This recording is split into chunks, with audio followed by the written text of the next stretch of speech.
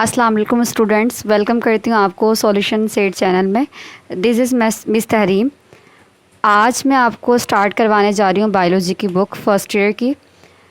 Biology की book start करने से पहले सबसे पहले जो कुछ कन्फ्यूजन्स होती हैं स्टूडेंट्स को मैं वो क्लियर करना चाह रही हूँ। यहाँ लिखा हुआ है division of the biology book. तो सबसे पहले स्टूडेंट्स ये कंफ्यूज होते हैं कि हमारी जो बायो की बुक है वो बेसिकली बायोलॉजी की बुक के अंदर कौन से चैप्टर्स जूलॉजी के हैं या कौन से चैप्टर्स बॉटनी के हैं। बिकॉज एज़ यू नो कि हमारा जो फर्स्ट ईयर या इंटर का जो भी एग्ज़ाम होता है उसके अंदर जूलॉजी का अलग हमारा पेपर होता है और बॉटनी का अलग पेपर होता है। सबसे पहले हमें पता होना चाहिए कि बायोलॉजी की बुक के अंदर कौन से चैप्टर जूलॉजी के हैं और कौन से चैप्टर बॉटनी के हैं।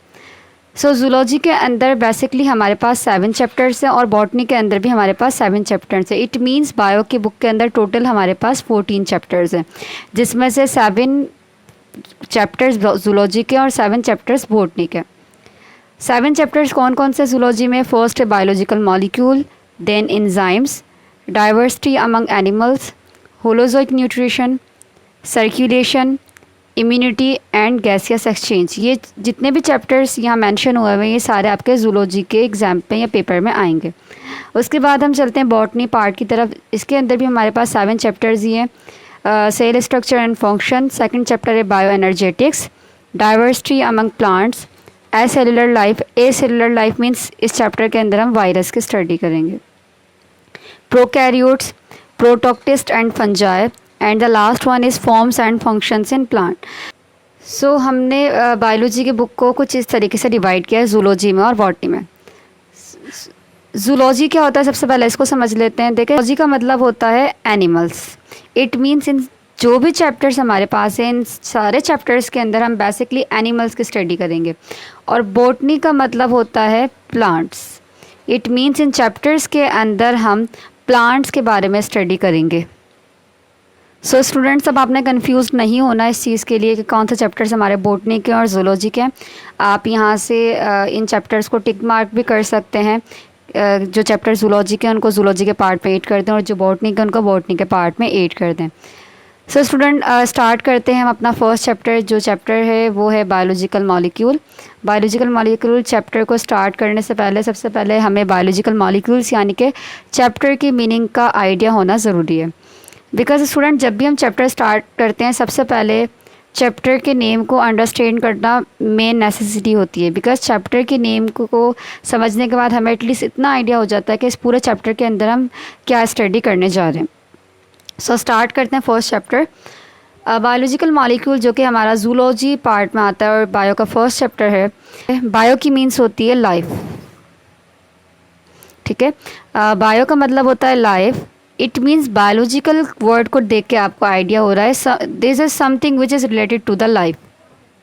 और यहाँ लिखा हुआ है मॉलिक्यूल्स। बायोलॉजिकल के नेम से ही देख के आपको आइडिया हो गया होगा और बहुत सारे स्टूडेंट फैमिलियर भी होंगे कि बायो का मतलब होता है ऐसी चीज़ जो कि लाइफ से रिलेटेड हो। अब मॉलिक्यूल्स क्या होते हैं? मॉलिक्यूल्स को तो हम थोड़ा डिटेल में समझ लेते हैं।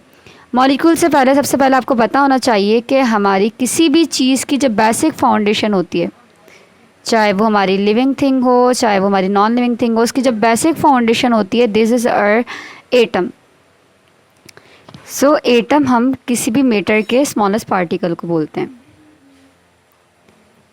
एटम किसी भी मैटर का, फॉर एग्जांपल मैं पेन से लिख रही हूँ तो पेन के अंदर भी जो स्मॉलेस्ट पार्टिकल है उस स्मॉलेस्ट पार्टिकल को हम एटम का नेम देते हैं। एटम किसी भी चीज़ का, किसी भी नॉन लिविंग थिंग का सबसे स्मॉलेस्ट पार्टिकल होता है। अब जब बहुत सारे एटम्स कंबाइन होते हैं या कुछ एटम्स कंबाइन होते हैं तो एटम्स कंबाइन होने के बाद मॉलिक्यूल बना लेते हैं। किस तरीके से? जैसे for example we have this one hydrogen और इसी के साथ अगर सेकंड हाइड्रोजन मिल जाए तो फिर हमारा एक हाइड्रोजन का मॉलिक्यूल बन जाता है। तो मॉलिक्यूल बेसिकली कॉम्बिनेशन होता है एटम्स का। ओके स्टूडेंट्स, अब अगर हम बात करें मॉलिक्यूल्स की जो कि एटम का कॉम्बिनेशन है, मॉलिक्यूल्स भी हमारे पास 2 टाइप्स के होते हैं। एक मॉलिक्यूल जिसे हम कहते हैं मैक्रो मॉलिक्यूल्स और सेकंड मॉलिक्यूल की जो काइंड होती है उसको हम बोलते हैं माइक्रो मॉलिक्यूल्स। अब सबसे पहले हम समझते हैं इस क्लासिफिकेशन को कि मैक्रो मॉलिक्यूल्स क्या है और माइक्रो मॉलिक्यूल्स क्या है। स्टूडेंट्स मैक्रो जहाँ भी वर्ड लिखा होता है इसका मतलब होता है the thing which is bigger, मतलब ऐसी चीज़ जो थोड़ी बड़ी हो या लार्ज हो। मीन्स ये जो मॉलिक्यूल्स हैं वो आपके लार्ज मॉलिक्यूल्स हैं, और माइक्रो का मीनिंग होती है स्मॉल। ये आपके मॉलिक्यूल्स स्मॉल होते हैं। अब इसके अंदर आपकी कौन कौन सी एग्जांपल्स आ जाएंगी मैक्रो मॉलिक्यूल्स में? मैक्रो मॉलिक्यूल्स में हमारे पास आ जाएंगे फेट्स, सेकंड हमारा आ जाएगा प्रोटीन, देन हमारा आ जाएगा कार्बोहाइड्रेट, और इसी तरीके से माइक्रो मॉलिक्यूल्स में हमारे पास आ जाएगा fatty acid and glycerol, and small molecules में माइक्रो मॉलिक्यूल्स में हमारे पास आ जाएगा अमाइनो एसिड, एंड इसकी थर्ड फॉर्म हमारी आ जाएगी ग्लूकोज। सो ये हमारे पास एक बेसिक सी क्लासिफिकेशन है मॉलिक्यूल्स की, first one macro molecules and second micro molecule. तो बेसिकली इस पूरे चैप्टर्स के अंदर हम इन्हीं बायोलॉजिकल मॉलिक्यूल्स की स्टडी करेंगे, मतलब बेसिकली इस पूरे चैप्टर के अंदर हम इन्हीं तमाम मॉलिक्यूल्स की स्टडी करेंगे जो कि हमारी लाइफ से रिलेटेड है। स्टूडेंट्स सबसे पहले हम देख लेते हैं इस पूरे चैप्टर के अंदर आप कौन कौन से टॉपिक्स पढ़ेंगे। तो इस पूरे चैप्टर के अंदर सबसे पहले हम पढ़ेंगे इंट्रोडक्शन, और उसके बाद आप पढ़ेंगे importance of water molecules, then carbohydrate, then protein, lipids, nucleic acid and conjugated molecules. हम स्टार्ट करते हैं चैप्टर का इंट्रोडक्शन। चैप्टर का इंट्रोडक्शन से पहले सबसे पहले बायोमॉलिक्यूल्स की एक बेसिक सी डेफिनेशन हम देख लेते हैं कि बायोमॉलिक्यूल्स की एक बेसिक डेफिनेशन क्या होती है। हम कहते हैं कि बायोमॉलिक्यूल्स वो केमिकल्स होते हैं जो कि लिविंग ऑर्गेनिज्म में पाए जाते हैं। ये एक हमारी एक बेसिक सी डेफिनेशन है बायोमॉलिक्यूल्स की, जो कि हमने अभी कुछ टाइम पहले डिस्कस की थी। अब हम स्टार्ट करते हैं चैप्टर का इंट्रोडक्शन, जो कि सबसे पहले जिसमें लिखा हुआ है बायोकेमिस्ट्री के बारे में। देखिए, बायो की मीनिंग है लाइफ, और केमिस्ट्री की मीनिंग होती है इसके अंदर हम स्टडी कर रहे होते हैं केमिकल्स की। तो इसके नेम से थोड़ा बहुत तो आपको आइडिया होगा कि ये आपके पास बायोकेमिस्ट्री एक लिंक्ड ब्रांच है, ठीक है। बायोकेमिस्ट्री के अंदर हम उन केमिकल्स की स्टडी करेंगे जो कि हमारी लाइफ से रिलेटेड है। मींस हमारी बॉडी के अंदर जितने भी केमिकल्स हैं हम उनकी स्टडी बायोकेमिस्ट्री में करने जाते हैं। देखिए, बायोकेमिस्ट्री हमारी एक ब्रांच है जो कि लाइफ साइंस से भी रिलेटेड है, और ये हमारी केमिकल साइंस से भी रिलेटेड है, ठीक है। लाइफ साइंस से कैसे रिलेटेड है? बिकॉज इसके अंदर हम लाइफ से रिलेटेड केमिकल्स की स्टडी करें। और अगर इसकी हम बेसिक डेफिनेशन देखें तो इसकी बेसिक डेफिनेशन है कि it explores the chemistry of living things. मतलब इस ब्रांच के अंदर हम लिविंग थिंग्स के अंदर की जो केमिस्ट्री है, लिविंग थिंग्स के अंदर के जो केमिकल्स हैं उनको एक्सप्लोर करेंगे, मतलब उनकी हम स्टडी करेंगे। अब लिविंग थिंग्स के अंदर कौन कौन से केमिकल्स हो सकते हैं? वो हमारे प्रोटीन्स भी हो सकते हैं, वो हमारे फैट्स भी हो सकते हैं, वो कार्बोहाइड्रेट भी हो सकते हैं, वो न्यूक्लिक एसिड भी हो सकते। बायोकेमिस्ट्री के अंदर हम तमाम केमिकल्स की स्टडी करेंगे जो कि लिविंग थिंग्स में पाई जाती हैं, ठीक है। ये एक बेसिक सी डेफिनेशन थी बायोकेमिस्ट्री की। अब बायोकेमिस्ट्री की इम्पोर्टेंस की बात करते हैं कि बायोकेमिस्ट्री की हमारी डेली लाइफ में या लिविंग ऑर्गेनिजम्स में या हमारी लाइफ में क्या इम्पोर्टेंस है। तो सबसे पहले अगर हम बायोकेमिस्ट्री की इम्पोर्टेंस की बात करें तो इसकी इम्पोर्टेंस में सबसे पहले आ जाएगी कि ये हेल्प करती है for understanding all biological process, ठीक है। मतलब सबसे पहली जो इसकी इम्पोर्टेंस है वो ये है कि वो हमारे तमाम जितने भी बायोलॉजिकल प्रोसेस हैं उनको अंडरस्टैंड करने में हेल्प कर रही होती है। अब बायोलॉजिकल प्रोसेस को अंडरस्टैंड करने में किस तरीके से हेल्प कर रही होती है? हमारी बॉडी किस तरीके से कंस्ट्रक्ट हुई है, उस कंस्ट्रक्शन की स्टडी भी हम बायोकेमिस्ट्री में कर रहे होते हैं। उसके अलावा हम ये भी स्टडी कर रहे होते हैं कि बॉडी के अंदर जो इन्फॉर्मेशन फ़्लो हो रही होती है वो किस तरीके से न्यूक्लियस से दूसरे पार्ट्स में जा रही होती है। वो तमाम स्टडी भी हम बायोकेमिस्ट्री में में कर रहे होते हैं। जैसे डीएनए और आरएनए, इन दोनों की हेल्प से हमारी बॉडी के अंदर एंजाइम्स या प्रोटीन्स बन रहे होते हैं। तो वो एंजाइम्स और प्रोटीन कैसे बनते हैं? वो इस तरीके से बनते हैं कि न्यूक्लियस से हमारी पूरी इन्फॉर्मेशन जाती है राइबोसोम्स तक, और फिर राइबोसोम्स एंजाइम्स को बना रहे होते हैं। तो ये सारी स्टडी भी हम बायोकेमिस्ट्री में ही कर रहे होते हैं। मतलब बायोकेमिस्ट्री के अंदर हम बायोलॉजिकल जितने भी प्रोसेसेस होते हैं, जितनी भी चीज़ें बन रही होती हैं, वो तमाम बायोलॉजिकल प्रोसेस को अंडरस्टैंड करने में भी बायोकेमिस्ट्री हमारी हेल्प कर रही होती है। उसके बाद अगर हम इसके सेकेंड इम्पोर्टेंस की बात करें तो इसके अंदर हमें ये भी पता चल जाता है कि किसी भी एनिमल या प्लांट्स या ह्यूमंस के अंदर जो डिजीज़ेस हो रही हैं उनकी क्या काजेज़ है। लाइक हमारी बॉडी की अगर हम बात करें, या हम किसी एनिमल की बात कर लें, या फिर हम प्लांट्स की बात कर लें, तो उनके अंदर डिफरेंट टाइम्स में डिफरेंट डिजीज़ेस काज हो रही होती हैं। तो उन डिफरेंट डिजीज़ेस की काजेज़ क्या होते हैं, ये फाइंड आउट भी हम बायोकेमिस्ट्री में ही कर रहे होते हैं। उसके बाद अगर हम इसकी थर्ड इम्पोर्टेंस की बात करें तो थर्ड इम्पोर्टेंस में हम इसी से जो कि इंटरकनेक्टेड है वो यही है कि जब हम फाइंड आउट कर लेते हैं बायोकेमिस्ट्री में कि एक एनिमल या प्लांट्स या ह्यूमन में क्या डिजीज़ है, उसके बाद हम फर्दर इसको प्रोसीड करते हैं मेडिसिन डेवलपमेंट में। क्योंकि जब किसी भी एनिमल में, प्लांट में या ह्यूमन में हम डिजीज़ को डायग्नोज कर लेते हैं, उसके बाद फिर हमें उसकी मेडिसिन बनानी होती है। तो वो जो मेडिसिन डेवलपमेंट है वो भी हम बायोकेमिस्ट्री के अंदर ही कर रहे होते हैं।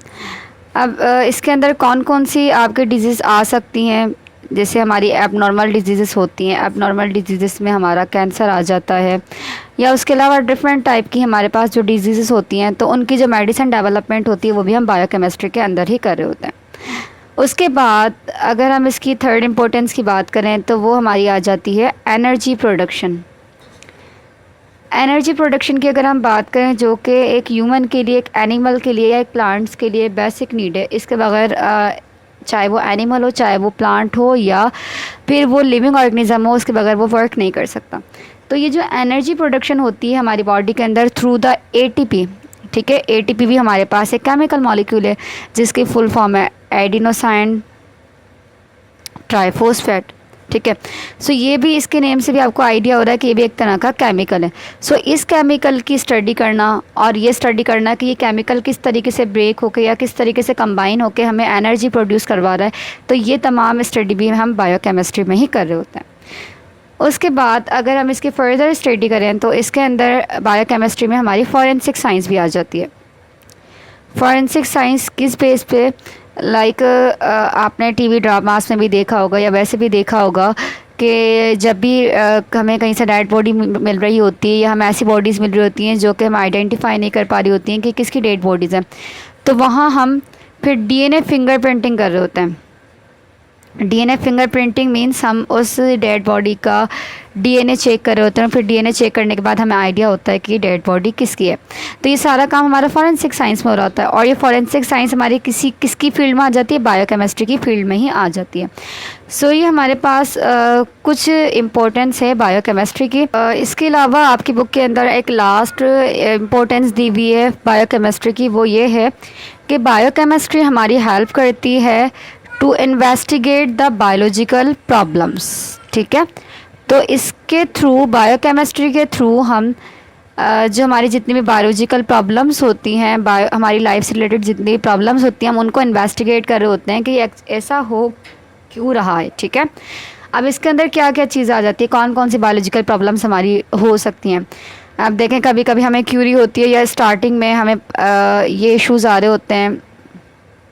इसकी एक बेसिक एग्जांपल ये है कि हम फाइंड आउट करना चाहते हैं कि कैंसर की कॉज क्या।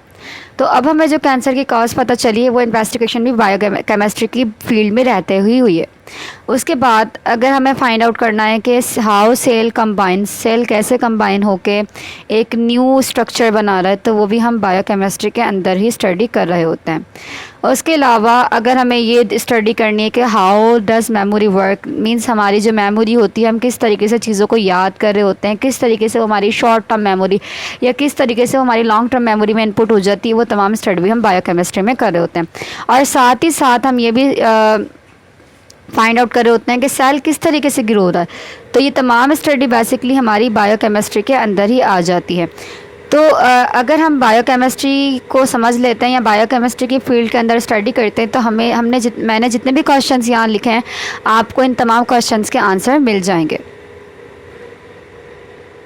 उसके अलावा अगर हम बात करें प्लांट्स की ग्रोथ की, सो प्लांट्स की ग्रोथ भी हम कह सकते हैं एनी हाउ सम हाउ ये आपकी बायोकेमिस्ट्री से ही रिलेटेड है।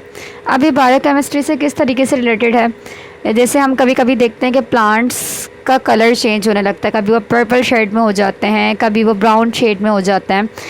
तो जब उनकी स्टडी की जाती है तो हमें पता चलता है कि उनके अंदर की जो मिनरल्स हैं या उनके अंदर की जो जितने भी आपके पास बायोमॉलिक्यूल्स हैं उनमें कोई ना कोई डेफिशिएंसी हो गई है।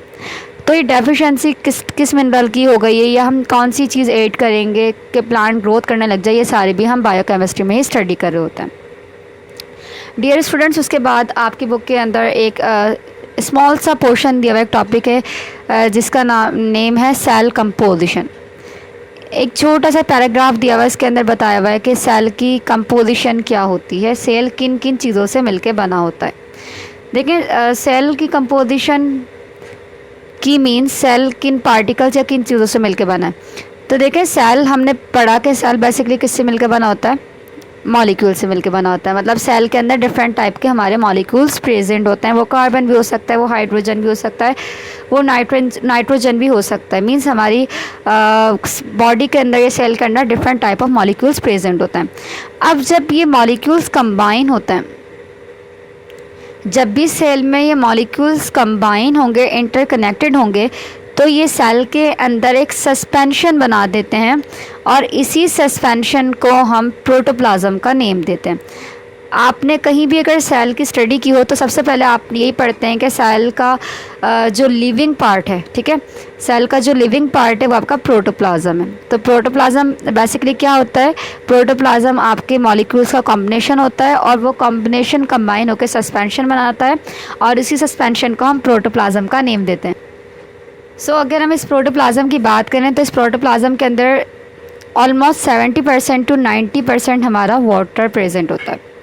जैसे कि आपने वैसे ही पढ़ा कि हमारी बॉडी के अंदर ऑलमोस्ट 70% वाटर होता है। तो अगर हम सेल के इस पार्ट की जो कि प्रोटोप्लाज्म है इसकी बात करें, इसके अंदर भी 70 to 90% वाटर ही प्रेजेंट होता है। अच्छा, उसके बाद अगर हम सेल के अंदर इस वाटर को एवापोरेट कर दें, एवापोरेट करने का मतलब है कि आप लेट सपोज इस वाटर को हीटअप करें और जब हम वाटर को हीटअप करते हैं तो वो भाप बन के यानी कि स्टीम बन के वो वहाँ से रिमूव हो जाता है। तो यहाँ यही बताया जा रहा है कि अगर हम वाटर को एवापोरेट कर दें सेल के अंदर से, क्योंकि हमें पता है सेल का जो 70 से 90% पोर्शन है वो हमारा वाटर पे कंसिस्ट होता है। तो अगर हम इसी वाटर को एवापोरेट कर दें तो हमारे पास जितना भी रिमेनिंग मास बचेगा सेल में, उस रिमेनिंग मास को हम बोलते हैं ड्राई मास, ठीक है। मतलब अगर हम इस 70 to 90% वाटर को एवापोरेट कर दें तो रिमेनिंग जो हमारे पास मास होगा उसको हम ड्राई मास का नेम देंगे। अब ये ड्राई मास किन चीज़ों का बना होता है, तो ये ड्राई मास बेसिकली हमारा बायोमॉलिक्यूल से मिलके ही बना होता है। मतलब बायोमॉलिक्यूल्स मिलके ही ड्राई मास को बना रहे होते हैं। और ये बायोमॉलिक्यूल्स एक्चुअली में हमारे ऑर्गेनिक कंपाउंड्स होते हैं। अब स्टूडेंट्स आप बोलेंगे कि टीचर ने पहले कहा ये बायोमॉलिक्यूल्स हैं और अब कह रही हैं कि ये ऑर्गेनिक कंपाउंड्स हैं। तो आपने कंफ्यूज नहीं होना। देखें बेसिकली मॉलिक्यूल्स हमारे ऑर्गेनिक भी होते हैं और इनऑर्गेनिक भी होते हैं, लेकिन क्योंकि हम बात करें बायोमॉलिक्यूल्स तो बायोमॉलिक्यूल्स 90 to 95% जितने बायोमॉलिक्यूल्स होते हैं वो सारे के सारे हमारे ऑर्गेनिक कंपाउंड्स होते हैं। ऑर्गेनिक कंपाउंड्स की डिटेल आप केमिस्ट्री के जब मैं लेक्चर्स अपलोड करूँगी उसमें आपको आइडिया हो जाएगा, लेकिन थोड़ा सा इसका इंट्रो ले लेते हैं कि ऑर्गेनिक कंपाउंड्स क्या होते हैं। देखें स्टूडेंट्स, ऑर्गेनिक कंपाउंड्स हमारे पास वो कंपाउंड्स होते हैं जो बने होते हैं कार्बन से, ठीक है। ऑर्गेनिक कंपाउंड्स वो कंपाउंड्स होते हैं जो कार्बन के बने होते हैं और कार्बन के साथ उसमें हाइड्रोजन भी ऐड हुआ होता है, ठीक है। तो ऐसे तमाम कंपाउंड जो कार्बन और हाइड्रोजन के मिलके बने होते हैं उनको हम ऑर्गेनिक कंपाउंड्स बोलते हैं। इट मीन्स हमारे जितने भी बायोमॉलिक्यूल्स हैं वो कार्बन और हाइड्रोजन के बने हुए हैं, इसीलिए इनको हम ऑर्गेनिक कंपाउंड्स कहते हैं, ठीक है। सो उसके बाद अगर हम बात करें कि हमारी बॉडी के अंदर मीन्स लिविंग बींग्स के अंदर जो बायोमॉलिक्यूल्स हैं वो कौन कौन से बायोमॉलिक्यूल्स हैं, मीन्स कौन से मॉलिक्यूल्स मिलके हमारी बॉडी का स्ट्रक्चर बनाते हैं। तो वैसे तो हमारी बॉडी के अंदर डिफरेंट टाइप के स्ट्रक्चर्स या डिफरेंट टाइप के मॉलिक्यूल्स फाउंड होते हैं, लेकिन जो सबसे मेजर और सबसे मेन है वो हमारे पास 6 बायोमॉलिक्यूल्स हैं। 6 बायोमॉलिक्यूल्स में सबसे पहले हमारा आता है कार्बन, देन हाइड्रोजन, देन आ जाता है हमारा oxygen, then nitrogen, phosphorus and sulphur. ठीक है, सो ये हमारे पास 6 मेन बायोमॉलिक्यूल्स हैं जो कि हमारी बॉडी में पाए जाते हैं। मीन्स ये हमारी बॉडी की सबसे बेसिक नीड है। ठीक है, सो स्टूडेंट्स आज की वीडियो यहीं तक। नेक्स्ट लेक्चर जो मैं अपलोड करूँगी वो आपका इसके बाद का जो नेक्स्ट टॉपिक है वो है इंपॉर्टेंस ऑफ वाटर मॉलिक्यूल्स। तो इसके बाद हम डिस्कस करेंगे इंपॉर्टेंस ऑफ वाटर मॉलिक्यूल्स पे, और उसके साथ साथ हम थोड़ा सा इंट्रो ले लेंगे कि सेल कंबाइन होके हमारी बॉडी को किस तरीके से एक प्रॉपर शेप की फॉर्म में अरेंज कर रहा होता है। तो ये तमाम डिस्कशन हम अपने नेक्स्ट लेक्चर में डिस्कस करने वाले हैं। सो स्टूडेंट्स, अगर आपको मेरे लेक्चर का वे देना पसंद आया हो तो मेरे लेक्चर को, मेरी वीडियो को लाइक करें, चैनल को सब्सक्राइब करें और बेल आइकन को प्रेस करें। और अगर आपको इस लेक्चर से रिलेटेड या उसके अलावा किसी भी लेक्चर से रिलेटेड आपको कोई भी क्यूरी हो या कोई भी प्रॉब्लम हो तो आप कमेंट सेक्शन में बता सकते हैं।